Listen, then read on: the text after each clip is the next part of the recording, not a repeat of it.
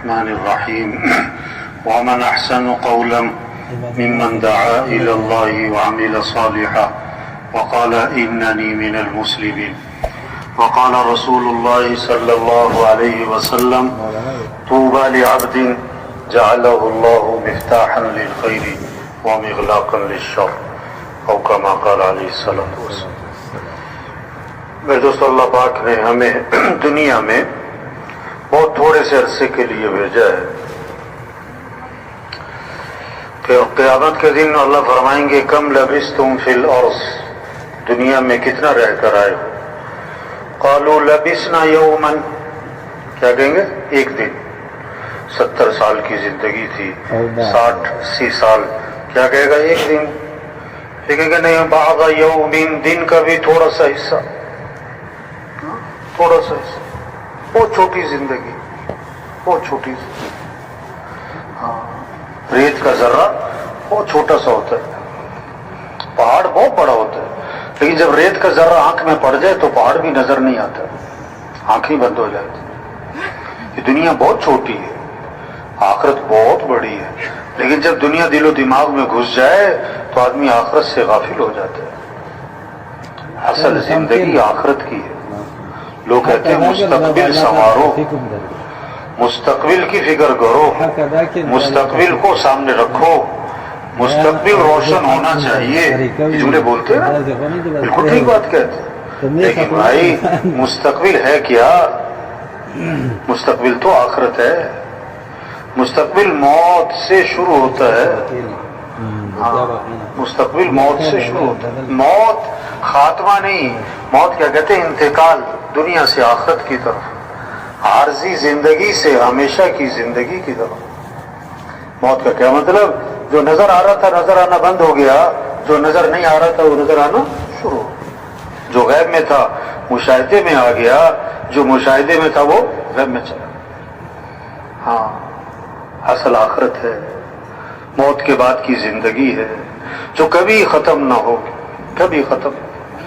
ایک کام آدمی نے سال بعد کرنا ہوتا ہے، ایک کام مہینے بعد کرنا ہوتا ہے، اور ایک کام آدمی نے کل کرنا ہے، کل۔ ایک کام سال بعد، ایک مہینے بعد، اور ایک کام کل۔ تو کس کام کو ترجیح دے گا؟ کون سا کام دل و دماغ پہ چھایا ہوا ہوگا؟ کل والا۔ کیوں کہ یہ تو کل ہے، بات وہ تو مہینے بعد کرنا ہے، وہ تو سال بعد کرنا ہے بھائی، یہ کل والا کام اس کو دیکھو بھائی۔ اللہ نے آخرت کو کس سے تعبیر فرمایا؟ کل۔ یا ایھا الذین آمنوا اتقوا اللہ، اے ایمان والو اللہ سے ڈرو، ولتنظر نفس ما قدمت لغد، اور دیکھو کل کے لیے کیا تیاری کی۔ کل، کل جیسے کل سر پہ ہے، آخرت سر پہ، آخرت سر پہ۔ موت کے بعد یا جنت یا جہنم، تیسری کوئی جگہ نہیں بھائی۔ فریق فی الجنت و فریق فی السعیر، ایک گروہ جنت میں اور ایک گروہ جہنم میں۔ جتنے بھی لوگ دنیا میں آئے چلے گئے موجود ہیں، سب مرنے کے بعد یا جنت یا جہنم، یا جنت یا جہنم۔ کامیاب کون ہے؟ ناکام کون ہے؟ اللہ نے فیصلہ فرمایا، ہمارے پر نہیں چھوڑا۔ کامیاب کون ہے؟ فمن زحزح عن النار وادخل الجنة فقد فاز، جو جہنم سے بچا لیا گیا اور جنت میں داخل کر دیا گیا، یہ کامیاب ہو گیا۔ یہ کامیابی، دنیا کا بادشاہ تھا مر کے جہنم میں گیا، ناکام ہے۔ دنیا کا فقیر تھا مر کے جنت میں گیا، کامیاب ہے۔ 10 کنال کے بنگلے میں زندگی گزاری، مر کے جہنم، ناکام ہے۔ 2 مرلے کے گھر میں زندگی گزاری، مر کے جنت، یہ کامیاب ہے۔ سائیکل پہ زندگی گزاری، مر کے جنت، کامیاب ہے۔ جہاز پہ زندگی گزاری، مر کے جہنم، ناکام ہے۔ کامیابی کیا ہے؟ ناکامی کیا ہے؟ اللہ نے باتیں صاف فرمائی ہیں۔ اب ساری دنیا کے انسان جہنم سے بچ جائیں اور ساری دنیا کے انسان جنت میں چلے جائیں، اس لیے اللہ نے انبیاء علیہ السلام کو بھیجا ہے۔ جیسے ماں باپ کو اپنے بچوں سے تعلق ہوتا ہے نا، بچوں کی رہنمائی کر دے، بیٹا یہ کرنا، بیٹا یہ نہ کرنا، بیٹا یہ صحیح، بیٹا یہ غلط ہے، بیٹا یہ اچھا ہے، یہ برا ہے، بیٹا اس میں فائدہ ہے، بیٹا اس میں نقصان ہے۔ اللہ کو اپنے بندوں سے جو تعلق ہے وہ ماں باپ سے جتنا بچوں کو اس سے بھی زیادہ ہے. اللہ نے بندوں کی رہنمائی کے لیے انبیاء کو بھیجا ہے. انبیاء علیہ السلام دنیا میں کس لیے ہے؟ رہنمائی، صحیح راستہ دکھانا. ہاں، صحیح کیا ہے، غلط کیا ہے، اچھا کیا ہے، برا کیا ہے، نفع کس میں، نقصان کس میں، کامیابی کا راستہ کون سا، ناکامی کا راستہ کون سا. انبیاء علیہ السلام انسانوں کی رہنمائی کے لیے آئے، صحیح راستہ دکھانے کے لیے آئے. اب قیامت تک کوئی نبی، بولو بھائی، حضرت محمد مصطفیٰ صلی اللہ علیہ وسلم آخری نبی ہیں، آپ کے بعد کوئی نبی نہیں آئے. اب انبیاء والا کام، انبیاء والی محنت، انبیاء والی فکر، سوچ اللہ نے اس امت کو دی ہے. ہاں، نبی کا غم کیا ہے، نبی کی سوچ کیا ہے. حضرت عائشہ رضی اللہ عنہا نے دیکھا کہ حضرت حضور صلی اللہ علیہ وسلم بہت خوش ہیں، بہت خوش ہیں. عرض کی اللہ کے رسول میرے لیے دعا فرما. آپ نے کیا دعا کی؟ اللہ عائشہ کے گناہوں کو معاف فرما، اگلے پچھلے ظاہری پوشیدہ، اللہ عائشہ کی مغفرت فرما. حضرت عائشہ بہت خوش ہوئی. آپ نے فرمایا یسرو کی دعائی، عائشہ میری دعا بڑی پسند آئی، بہت خوش ہو رہی کہ جی ہاں آپ نے میرے لیے مغفرت کی دعا مانگی، میں اس لیے خوش ہو رہی ہوں. آپ نے کہا عائشہ اللہ کی قسم میں یہ دعا اپنی امت کے لیے ہر نماز میں مانگتا ہوں. یہ نبی کا غم، یہ نبی کی سوچ، یہ نبی کی فکر. سارے انسان جہنم سے بچ، سارے انسان جنت میں چلے جائیں. ہاں، تبلیغ میں کیا کہہ رہے ہیں؟ یہ مجمع کس لیے، یہ اجتماع کس لیے، یہ تبلیغ، یہ چلہ بھئی، یہ سروزہ بھئی، اجتماع میں آؤ گے بھئی، یہ کیا کہہ رہے ہیں؟ کہ ہم اپنی حیثیت کو پہچانیں، ہم اپنی ذمہ داری کو پہچانیں، ہم اپنی زندگی کے مقصد کو پہچانیں. ہم دنیا میں کس لیے آئے؟ ظلم کسے کہتے ہیں؟ ظلم کہتے ہیں وضع الشیء فی غیر محلی، جو چیز جہاں کے لیے بنائی گئی وہاں نہ لگانا، یہ ہے ظلم. یہ جان، یہ مال، یہ وقت، یہ زندگی، یہ صحت، یہ طاقت، یہ استعداد، یہ قوت جو بھی ہے اللہ نے دی کس لیے؟ اللہ کے دین کے پھیلانے پر لگاتے، اللہ کے کلمے کو دنیا میں بلند کرنے پر لگاتے، انسانیت کی ہدایت کی فکر کر. وہ صلاحیت کہاں لگ گئی؟ وہ مال کمانے پر. مال کا عجیب بات، بہت عجیب بات. کیا؟ جس کے پاس پیسے نہیں ہے نا وہ پیسہ کمانے میں لگا ہوا ہے، اور جس کے پاس پیسے ہیں وہ بھی پیسہ کمانے میں لگا ہوا ہے. کیسی عجیب بات ہے. اور اس کے پاس بہت زیادہ پیسے ہیں نا وہ بھی پیسہ کمانے میں لگا ہوا ہے. کھا رہے ہیں کس لیے؟ کمانے کے لیے. کما رہے ہیں کس لیے؟ کھانے کے لیے. آدمی 30-40 سال جو ہے نا جان لگا دیتا ہے، جان لگا دیتا ہے مال کمانے پر، پھر اگلے 20-25 سال مال لگا دیتا ہے جان بچانے پر. پہلے 30-40 سال وہ اپنی صحت خراب کرتا ہے مال کے لیے، پھر مال لگاتا ہے صحت بنانے کے لیے. 5 چیزوں پر صلاحیت لگ رہی ہے اس وقت، قوت لگ رہی ہے، جان لگ رہی ہے 5 چیزوں پر.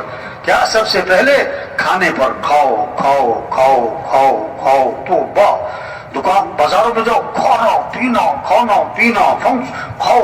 یعنی اتنا کا کھا جاتے ہیں اور اتنا کا کھا رہے لوگ کہ اس کھانے کو ہضم کرنے کے لیے بھی کچھ کھانا ہی پڑ رہا ہے انہیں. حضرت عائشہ زرنا فرماتی ہیں ایک چاند، دوسرا چاند، تیسرا چاند، یعنی 2 ماہ گزر جاتے تھے ہمارے گھروں میں آگ نہیں جلا کرتی تھی. ہائے ہائے، گزارا کیسے ہوتا تھا کہ کھجور کھا لیتے تھے، پانی پی لیتے تھے. کہنا بڑا آسان ہے، سننا صبح. سوچے تو اسے 2 مہینے آگ نہیں جلی، زور نہیں لگایا کھانوں پر، زور لگایا کھانوں پر. حضور صلی اللہ علیہ وسلم نے فرمایا بدترین برتن جس کو بھرا جائے وہ کیا ہے؟ پیٹ. پیٹ. دوسرا زور لگ گیا کس پر؟ کپڑوں پر. دے سوٹ پہ سوٹ، دے جوڑے پہ جوڑے. یہ مستورات کو ایک پریشانی پتہ کیا ہوتی ہے؟ کہ الماری میں جگہ نہیں ہے، اور اگلی پریشانی یہ ہوتی ہے کہ سوٹ لینے جانا ہے، جگہ پہلے ہی نہیں ہے. اور تیسری پریشانی یہ ہوتی ہے کہ اتنے سارے سوٹ ہیں، پہننا کون سا ہے. اور جب کہیں سے واپس آتی ہے تو زیادہ پریشانی ہوتی ہے. کیوں؟ کہ ایسا تو فلانی نے بھی پہنا ہوا تھا. کہاں زور لگ گیا، کہاں زور لگ گیا. حضرت عروہ رضی اللہ عنہ، حضرت عائشہ رضی اللہ عنہ کے بھانجے فرماتے ہیں کہ خالہ نے 70,000 درہم لوگوں میں تقسیم کر دیے اور خالہ کے کپڑوں پر پیبند لگے ہوئے تھے. خالہ کے کپڑوں پر ہاں زور نہیں لگایا کپڑوں، زور نہیں لگایا. زور حضور صلی اللہ علیہ وسلم نے عائشہ سے فرمایا کہ عائشہ اگر آخرت میں میرے ساتھ رہنا ہے تو 3 باتوں کا اہتمام کرنا. اللہ کے نبی کو زیادہ محبت عائشہ سے تھی. آپ نے فرمایا کہ اللہ نے بیویوں میں عدل کرنے کا حکم دیا تو میں ظاہری عدل تو کرتا ہوں لیکن میرا دل عائشہ کی طرف مائل ہے، یہ میرے اختیار میں ہے. تو آپ نے کیا فرمایا کہ اگر آخرت میں میرے ساتھ رہنا ہے تو 3 باتوں کا اہتمام کرنا.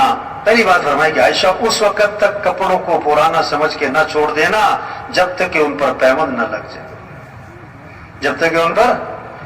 دوسری بات فرمائی کہ عائشہ مالداروں کے پاس بیٹھنے سے اپنے آپ کو بچا، کیونکہ آدمی کے اندر مال کی بھی تما اور ہرس اور لالچ اور دوڑ میں لگ جاتا ہے. اور تیسری بات فرمائی کہ عائشہ دنیا سے اتنا توشہ لینا جو ایک مسافر کے لیے کافی ہوتا ہے، زیادہ لمبے چوڑے چکر میں نہ پڑ جائے. تو زور غلط جگہ لگ رہا ہے. کیا؟ کھانوں پر، دوسرا کپڑوں پر، تیسرا زور لگ گیا کس پر؟ تعمیرات پر، مکانوں پر. آپ صلی اللہ علیہ وسلم نے فرمایا کہ جب آدمی کے مال میں برکت نہیں رہا کرتی تو تعمیرات پر لگا کرتا ہے. اذا لم یبارک فی مال العبد یجعلہ فی الماء والطین. جب برکت نہیں تو تعمیرات پہ مال لگتا ہے. قیامت کی نشانی بتائی یتطاولون فی البنیان، اونچی اونچی عمارتیں، بڑے بڑے پلازے، کہ یہ قیامت کی نشانی. ایک صحابی نے ذرا اونچا مکان بنا لیا، حضور صلی اللہ علیہ وسلم نے ان کے سلام کا جواب نہیں دیا. فرمایا یہ کس کا ہے، یہ مکان کس کا ہے؟ کہ جی فلاں کا ہے. آپ خاموش ہو گئے. اور حدیث کے الفاظ ہیں فحملها فی نفسہ، لیکن آپ نے اس بات کو اپنے دل میں رکھا کہ اچھا ایسے مکان بنانے شروع کیے. کچھ دنوں بعد وہ صاحب خانہ حاضر خدمت ہوئے، آپ کو سلام کیا، فاعرض عنہ، آپ نے اعراض فرمایا. پھر سلام کیا، پھر اعراض فرمایا. صحابہ سے پوچھا حضور میرے سلام کا جواب نہیں دے رہے. بتایا کہ تمہارے گھر کے پاس سے گزرے تھے، پوچھ رہے تھے کس کا ہے. سمجھ گئے کہ اللہ کے نبی کو میرا گھر پسند نہیں آیا. فہدمها حتی سواها بالارض، گرا دیا حتیٰ کہ زمین کے برابر کر دی. دوبارہ آپ کا گزر ہوا. فرمایا ما فعلت القبہ، وہ قبہ نما مکان تھا کیا بنا؟ تو صحابہ نے آپ کو ساری بات سنائی. اس پر آپ نے فرمایا کل بناء وبال على صاحبه الا مالا، ہر تعمیر کرنے والے پر وبال کا باعث بنے گی سوائے اس تعمیر کے جو ضرورت کی ہو، سوائے اس تعمیر کے جو ضرورت کی ہو. تو زور غلط جگہ لگ گیا نا، کھانوں پر، کپڑوں پر، مکان پر. اور چوتھا زور لگ گیا شادیوں پر. کس پر زور لگ رہا ہے؟ 2 سال تیاری، 3 سال تیاری. یہ بھی ہونا چاہیے. شادی کے موقع پہ ایک فہرست بناتے ہیں لوگ، یہ بھی کرنا ہے، یہ بھی کرنا ہے، یہ بھی ہونا ہے، یوں بھی کرنا ہے، منہ بھی کرنا ہے. ان سے پوچھو بھئی یہ سب کچھ کیوں کرنا ہے؟ ان کا جواب پتہ کیا ہوتا ہے؟ کہ یہ سب کچھ کرنا پڑتا ہے. یہ جواب ہے، نہ گزر نہ پاؤں. ان سے پوچھو یہ سب کچھ کیوں کرنا پڑتا ہے تو اس کا بہت خوبصورت جواب دیتے ہیں آپ کو پتہ نہیں ہے کرنا پڑتا ہے. آپ کو پتہ نہیں ہے کرنا پڑتا ہے. شریعت کا مزاج شادی سادی، سستی، آسان، جلدی. اللہ کے نبی نے فرمایا برکت والا نکاح وہ ہے جس میں کم سے کم مشقت ہو، کم سے کم خرچ. شادی میں 2 چیزیں، نکاح اور ولیمہ. نکاح کے لیے بہتر ہے مسجد میں ہو، اور ولیمہ حضور صلی اللہ علیہ وسلم کا ہوا، آپ نے صحابہ کو کھجوریں کھلائیں اور ولیمہ ہو گیا. اور ایک ولیمہ اللہ کے نبی کا تھا، آپ نے سارے مدینہ منورہ کو کھانا کھلایا. اگر کسی نے زور دکھانا ہے تو ولیمے پہ بلاؤ سب کو، سارے خاندان کو، سارے علاقے والوں کو کھانا کھلاؤ. لیکن ایک بات آپ نے فرمائی، بدترین ولیمہ ہے جس میں مالداروں کو بلایا جائے اور غریبوں کو نہ بلایا جائے. زور غلط جگہ لگ گیا شادی پر. 5واں زور لگ گیا کس پر؟ سواریوں پر. 5واں زور سواری پر لگ گیا. صحابہ کا ایک سفر ایسا تھا پاؤں میں جوتا بھی نہ تھا، ننگے پاؤں. یعنی پورا لشکر کے اکثر لوگ ننگے پاؤں، اور وہاں کون سا کوئی سڑکیں بنی ہوئی تھی، ایسا پتھریلی زمین، پاؤں زخمی ہو رہے تھے تو کپڑے پھاڑ پھاڑ پاؤں پہ لپیٹے، اس کا نام بنا غزوہ ذات الرقاع۔ تبلیغ کیا ہے؟ اجتماع کس لیے بھائی؟ ہم اپنی حیثیت کو پہچانیں، اپنے کام کو، ذمہ داری کو، زندگی کے مقصد کو، صلاحیت کہاں لگانی ہے۔ یہ 5 ضرورتیں ہیں، اس کو سادگی پر لائیں۔ کھانا، لباس، مکان، شادی، سواری، بقدر ضرورت۔ اصل جو زور لگے، ہمارا صلاحیت لگے، وہ کس پر؟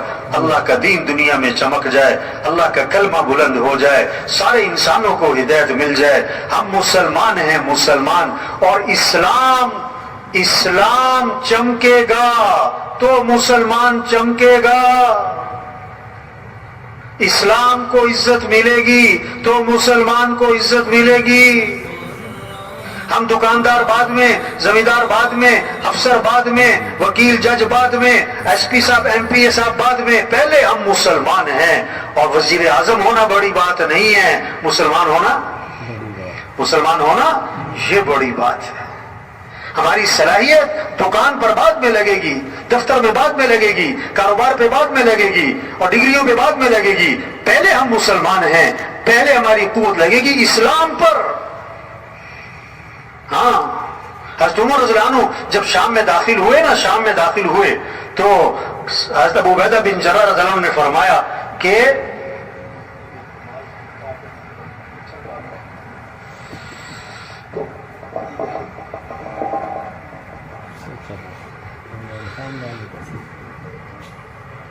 حضرت عمر رضی اللہ عنہ کو حضرت عبیدہ بن جراح رضی اللہ عنہ نے عرض کیا، ذرا سواری بدل لیں، کپڑے بدل لیں، کہ لوگ آپ کے استقبال میں کھڑے ہیں، سواری بدلے، کپڑے بدلے۔ ایک ہاتھ مارا ابو عبیدہ بن جراح رضی اللہ عنہ کے، یہ تم نے کیا بات کی ہے؟ یہ کیا بات کی ہے؟ کپڑوں سے حیثیت ہے؟ ہماری عزت کپڑوں سے ہے؟ ہماری عزت سواریوں سے ہے؟ کیسا خوبصورت ایک جملہ فرمایا، اعزنا اللہ بالاسلام، اللہ نے ہمیں جو عزت دی ہے وہ تو اسلام کی وجہ سے دی، کپڑوں سے نہیں ہے۔ اور اگر ہم اسلام کو چھوڑیں گے، یہ جملہ سمجھنے کا ہے، سمجھانے کا ہے، یہ بات سمجھنے کی ہے، سمجھانے کی ہے۔ اگر ہم اسلام کو چھوڑیں گے، اللہ ہمیں ویسے ہی ذلیل کرے گا جیسے ہم پہلے ذلیل تھے۔ جب مسلمان اسلام کو چھوڑ دے گا، ذلیل ہو جائے گا، چاہے کتنی اچھی سواریاں ہوں، کتنے عہدے ہوں، کتنی ڈگریاں ہوں، کتنے اسباب ہوں، کتنا اسلحہ ہو، اگر اسلام زندگی سے نکلا تو مسلمان اللہ کی نگاہ سے گر جائے گا۔ اسلام چمک جائے۔ مولانا اکثر رحمۃ اللہ علیہ کے بارے میں سنا، تشکیل فرما رہے تھے تو ایک بوڑھے میواتی، ایسے ان پڑھ سیدھے سادے میواتیوں میں ایسی دینی سمجھ پیدا فرمائی، دینی شعور زندہ فرمایا۔ ایک میواتی، بوڑھا میواتی بیٹھا تھا، اس سے بولیں گے، ارے تو مسلمانوں کی عزت چاہے کہ نہ چاہے، تو مسلمانوں کی عزت چاہے کہ نہ چاہے؟ میں نے کہا، حضرت میں تو اسلام کی عزت چاہوں، میں تو اسلام کی عزت چاہوں، اسلام کو عزت ملے، اسلام چمک جائے۔ ہاں، ہم مسلمان ہیں، ہماری صلاحیت لگے کس پر؟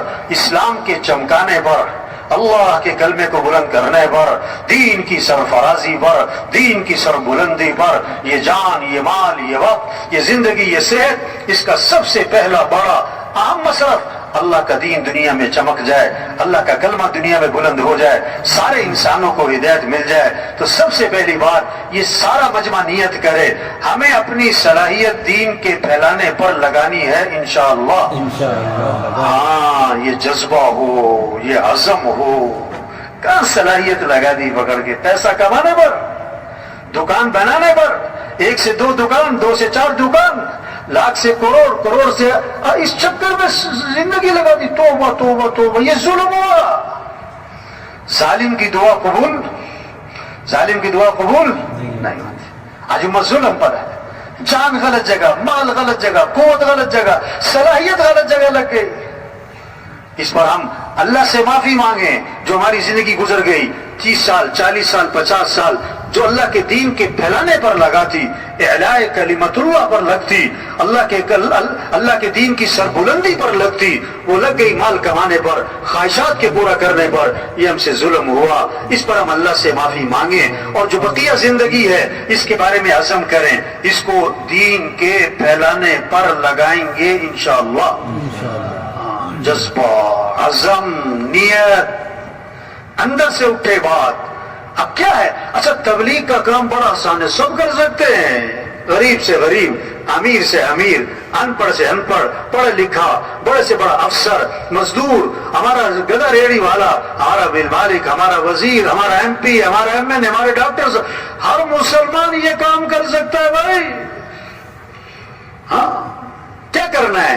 پہلا کام کیا ہے؟ پہلا کام کیا ہے؟ یہ محنت ہے، یہ بات سمجھنا، یہ بات سمجھانا، اس کو بولنا، اس کو سننا، اس کو دلوں میں اتارنا کہ دنیا کے انسانوں، اس ساری کائنات کے نظام کو چلانے والا کون ہے؟ اللہ. سارے حالات کو بنانے والا کون ہے؟ اللہ. خوشیاں دینے والا کون ہے؟ اللہ. حالات کو بنانے والا کون ہے؟ اللہ. حالات کو بگاڑنے والا کون ہے؟ اللہ. سب کس کے محتاج ہیں؟ اللہ کے. کس کے محتاج ہیں؟ اللہ کے. بولنے میں کس کے محتاج؟ اللہ. دیکھنے میں کس کے محتاج؟ اللہ. سننے میں کس کے محتاج؟ اللہ. کھانے میں چبانے میں کس کے محتاج؟ اللہ. نگلنے میں کس کے محتاج؟ اللہ. سانس لینے میں کس کے محتاج؟ اللہ. پلک جھپکنے میں کس کے محتاج؟ اللہ. دل دھڑکنے میں کس کے محتاج؟ اللہ. ہر آن، ہر گھڑی، ہر حال، ہر وقت، ہر شخص کس کا محتاج ہے؟ اللہ کا. تو کس کو راضی کرنا ہے؟ اللہ کو. کس سے محبت کرنی؟ اللہ سے. کس کی طرف رجوع کرنا ہے؟ اللہ کی طرف. یا ایھا الناس انتم الفقراء الی اللہ واللہ هو الغنی الحمید. اے لوگو تم سب کے سب فقیر ہو، اور غنی کون ہے؟ اللہ. سب مخلوق اور خالق کون؟ اللہ. سب محکوم اور حاکم کون؟ اللہ. سب ضعیف ہیں، قوی کون؟ اللہ. سب عاجز ہیں، قادر کون؟ اللہ. کچھ نہ تھا کائنات میں، اور کون تھا؟ اللہ. اور پھر کچھ نہ رہے گا، کون رہ جائے گا؟ اللہ. اول بھی کون؟ اللہ. آخر بھی کون؟ اللہ. بھائی یہ موبائل بند کرو، غلط بات ہے، بات کو دھیان سے سننا چاہیے. تبلیغ کا مزاج، بات کو سنو، سمجھو، عمل کرو، آگے پہنچاؤ. دیکھو یہ ماحول خراب کر دی. بات ایک چل رہی تھی، لا الہ الا اللہ. اس کا کیا مطلب؟ لا مطلوب الا اللہ، لا مقصود الا اللہ، لا معبود الا اللہ، لا محبوب الا اللہ. مطلوب بھی کون؟ اللہ. مقصود بھی کون؟ اللہ. معبود بھی کون؟ اللہ. محبوب بھی کون؟ اللہ. جسے اللہ ملا اسے سب کچھ ملا، جسے اللہ نہ ملا اسے کچھ نہ ملا. تو دوڑ لگاؤ کس کی طرف؟ اللہ کی. فَفِرُّوا إِلَى اللَّهِ. اے دنیا کے انسانوں دوڑ لگاؤ کس کی طرف؟ اللہ. اللہ. پڑھنے کیا پڑھنے بھائی؟ آیت الکرسی پڑھنے میں کتنی دیر لگے گی؟ بولو بھائی. آدھا گھنٹہ لگ جائے گا؟ کتنی دیر لگے گی؟ 1 منٹ بھی نہیں. آپ صلی اللہ علیہ وسلم نے فرمایا جو فرض نماز کے بعد آیت الکرسی پڑھے گا، اس کے اور جنت کے درمیان اس کی موت کا فاصلہ ہے، مرتے ہی سیدھا جنت میں جائے گا. واہ واہ، یہ شوق پیدا ہو جائے. آپ صلی اللہ علیہ وسلم نے فرمایا جو فجر کی نماز کے بعد 7 مرتبہ پڑھے اللہم اجرنی من النار، اللہم اجرنی من النار، اگر مغرب تک موت آ گئی اللہ جہنم کی آگ سے بچا لے گا. اور مغرب میں پڑھ لیا اور فجر تک موت آ گئی اللہ جہنم کی آگ سے بچا لے گا. یہ شوق پیدا ہو، عمل کا شوق، نماز کا شوق، قرآن کا شوق. ہر گھر میں ماشاءاللہ قرآن پاک رکھے ہوئے نا، ہر سب میں. اب گھر کا ہر فرد قرآن پڑھے، گھر کا ہر فرد قرآن پڑھے. اللہ کا کلام ہے، نور ہی نور ہے، برکت ہی برکت ہے، رحمت ہی رحمت ہے، خیر ہی خیر ہے. گھروں سے شیطانی اثرات ختم، گھروں سے نحوستیں ختم، گھروں سے پریشانیاں ختم قرآن کی برکت سے.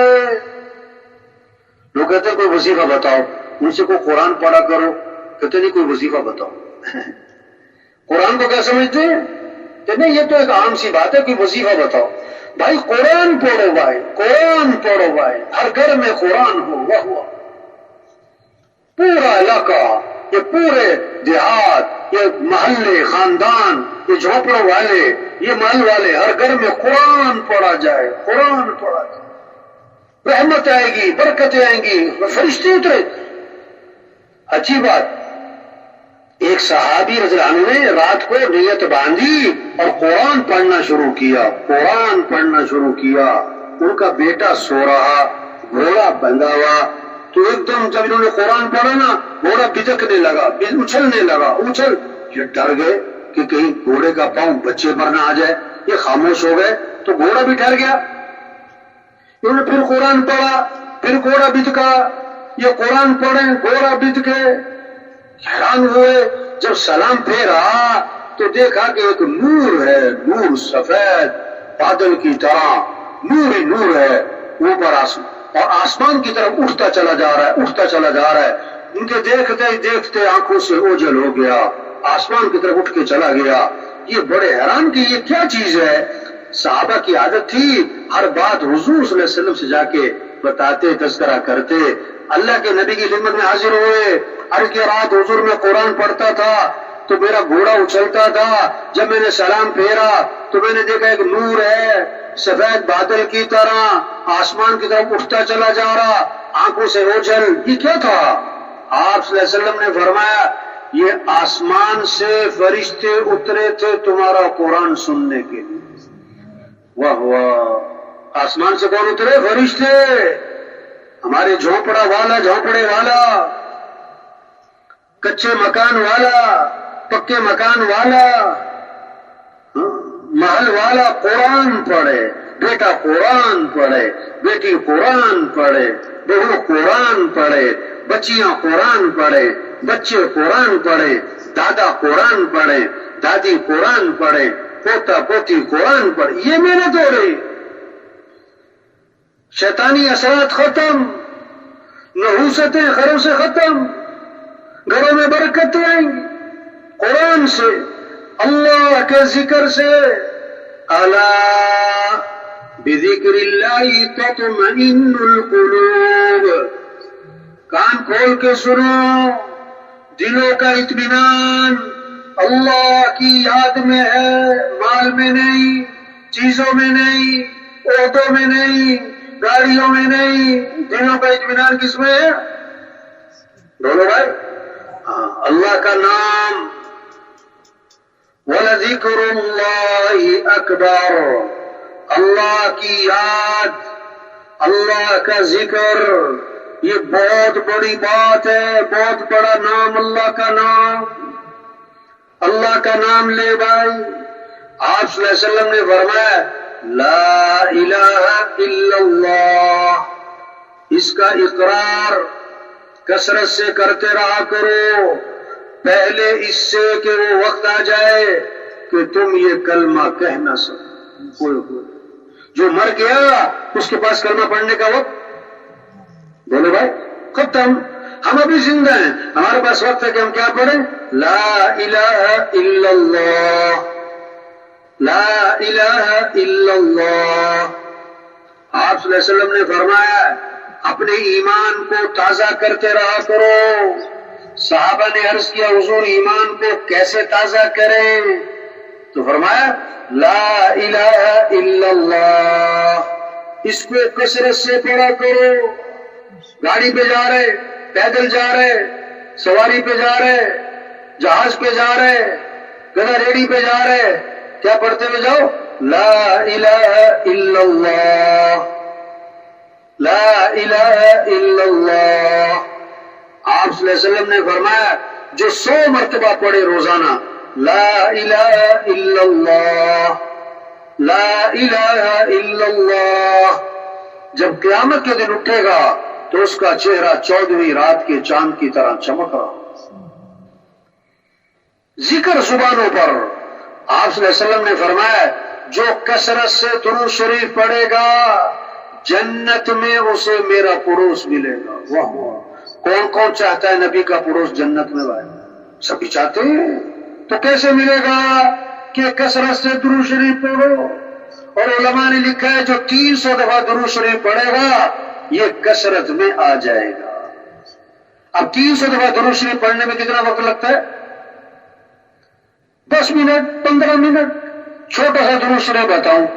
صلی اللہ علی النبی الامی، صلی اللہ علی النبی الامی، صلی اللہ علی النبی الامی. آپ صلی اللہ علیہ وسلم نے فرمایا جو ایک مرتبہ درود شریف پڑھے گا اللہ کی 10 رحمتیں اس پر نازل ہوں گی اور 10 گناہ اس کے معاف ہوں گے اور 10 نیکیاں اس کی لکھی جائیں گی اور 10 درجے اس کے بلند ہو جائیں گے. آپ صلی اللہ علیہ وسلم نے فرمایا جو کثرت سے استغفار کرے گا اللہ ہر تنگی سے اسے نکالے گا، پریشانیوں سے بچائے گا. اللہ وہاں سے رزق دے گا جہاں سے وہم و گمان بھی نہیں. اللہ رزق دے گا، اللہ کام بنائے گا. کیا کرے؟ استغفار. اللہ سے معافی مانگے. استغفر اللہ الذی لا الہ الا هو الحی القیوم واتوب الیہ. مختصر کرنا ہے استغفر اللہ ربی من کل ذنب واتوب الیہ. اور مختصر کرنا استغفر اللہ استغفر اللہ استغفر اللہ.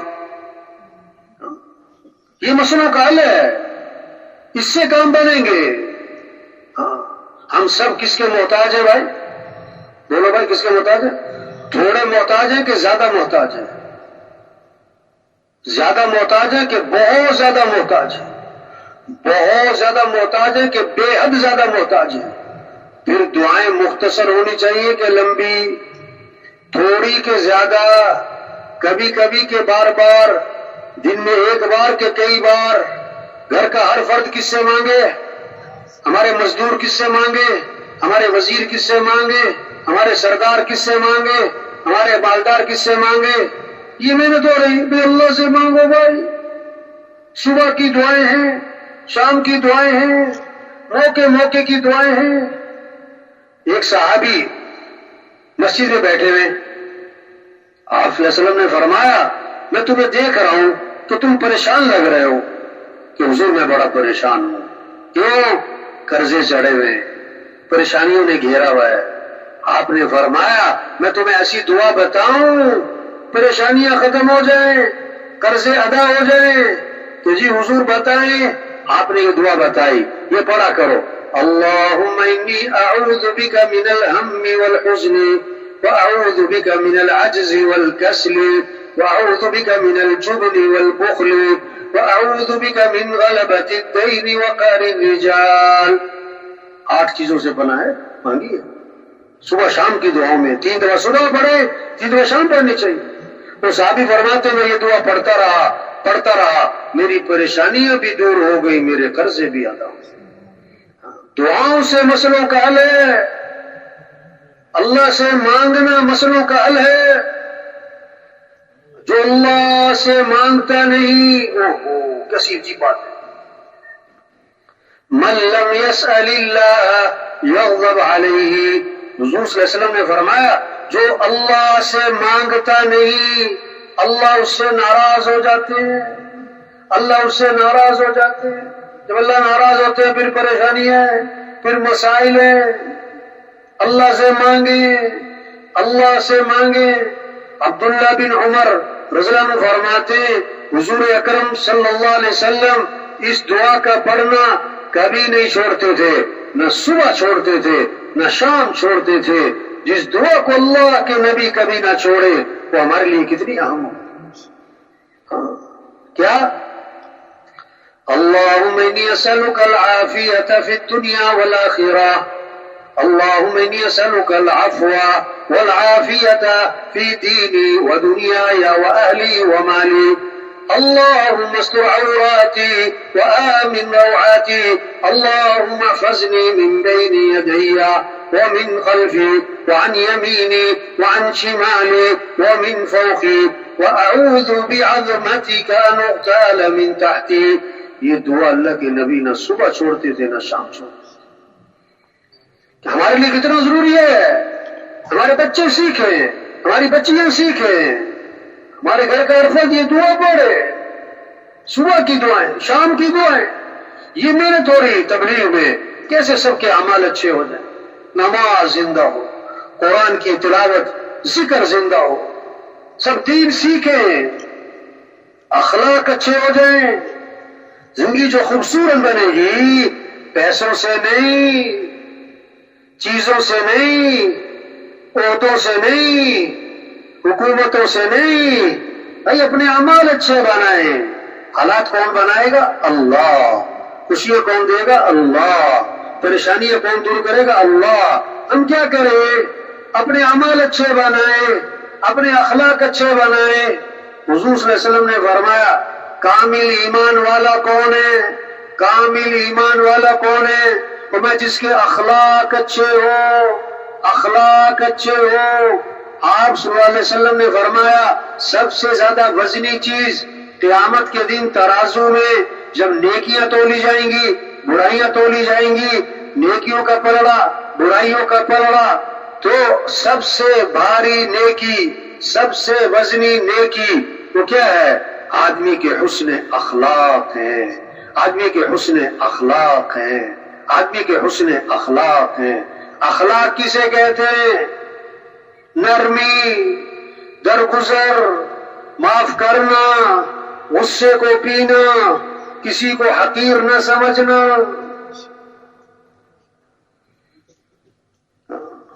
ایک صحابی نے عرض کیا حضور مجھے نصیحت فرمائیں.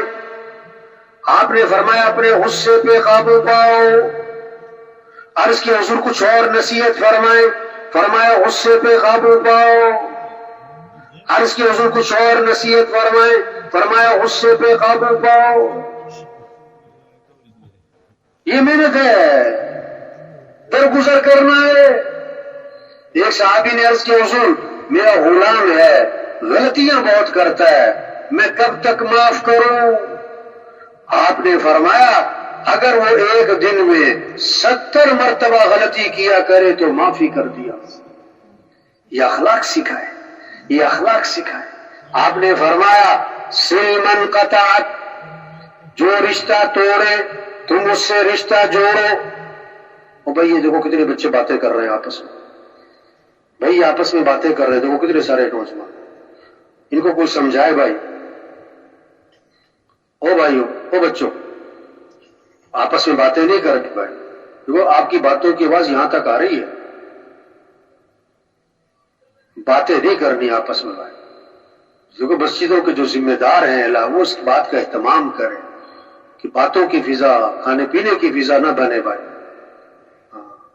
بات سنیں غور سے, بات سنیں غور سے. کیا بات ہو رہی تھی میں بھی بھول گیا.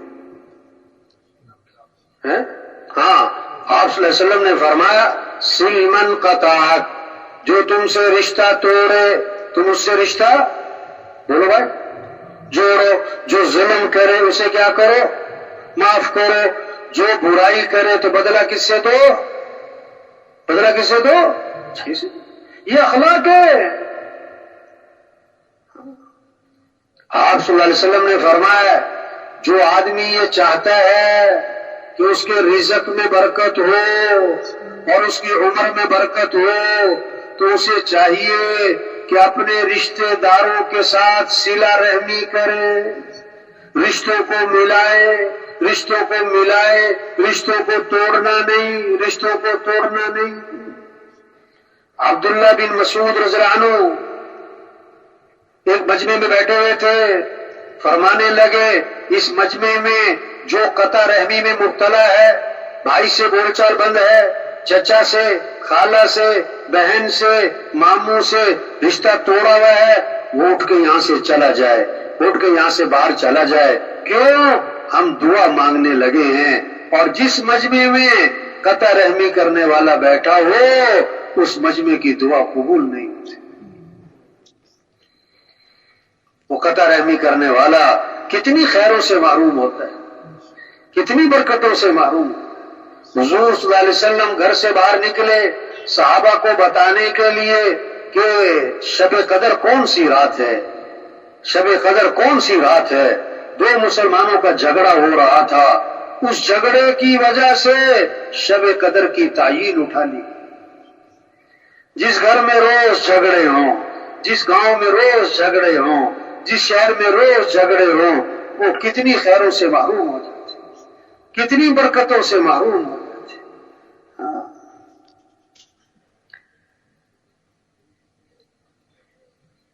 تبلیغ میں یہ محنت ہو رہی بھائی، معاف کرنا سیکھیں، لوگوں کے کام آئیں، لوگوں کو نفع پہنچائیں۔ خیر الناس من ينفع الناس، بہترین لوگ کون ہیں؟ جو لوگوں کو نفع پہنچائیں۔